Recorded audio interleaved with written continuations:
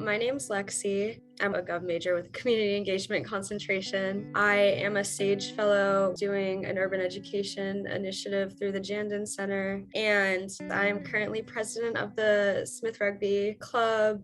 To me, leadership is coming from a place of humility and being able to learn from other people and adapt to the circumstances, to just be there to support all people equally. I identify as a Black person. I'm from a pretty conservative part of Arizona. I remember coming to class the day after the Ferguson decision came out about the killing of Michael Brown, and my English teacher was like, oh, well, he had like a knife. They thought that he was being hostile. And I just sat there and I was like, I am literally a high schooler who is getting told this by a person in power.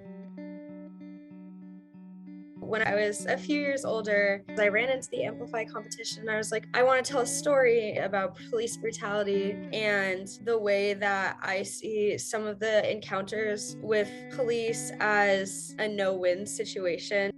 Encounter is an interactive story. It's kind of like a website. You read something and you click on two choices, and then that leads you to the next part.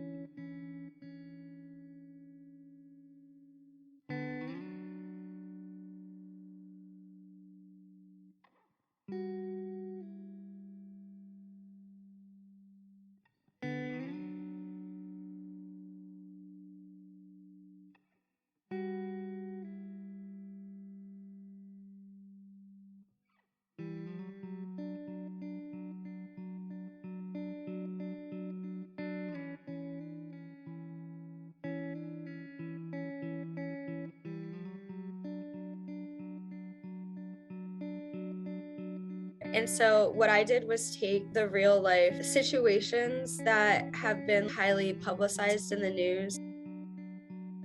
I thought it was a way to force someone into feeling the way that Black people do when they're faced with encounters by people in positions of power. Oh, I made the wrong choice this time. Next time I'm going to make the right decision. And then you come to the next situation and you realize that there is no right decision for you to make because they all end in the fact that we live in a white supremacist state and the police are a tool of white supremacy. And so there isn't a way for people of color to escape that. Specifically, my white friends said that it was really moving to them. The reaction that I feared the most was coming from my mom, who's white, kind of conservative, but she said that it made her cry. Obviously, as a white woman, my mom cannot relate to all of my experiences, but she is the parent of two Black children. And so I think that she gets a pretty unique perspective on what it's like to be a person of color moving through the world. It says a lot when you're a white person that has to constantly get corrected and then roll with it, which is what a lot of my family has to do. Like, I'm like, hey, that's racist. We need to have a discussion about that. We all have internalized racism, and I feel like it's better to address it than not to. I personally believe in multi-ethnic coalition building because even as a Black person, I don't understand the struggles of other people of color, but that doesn't mean that I can't show up for them.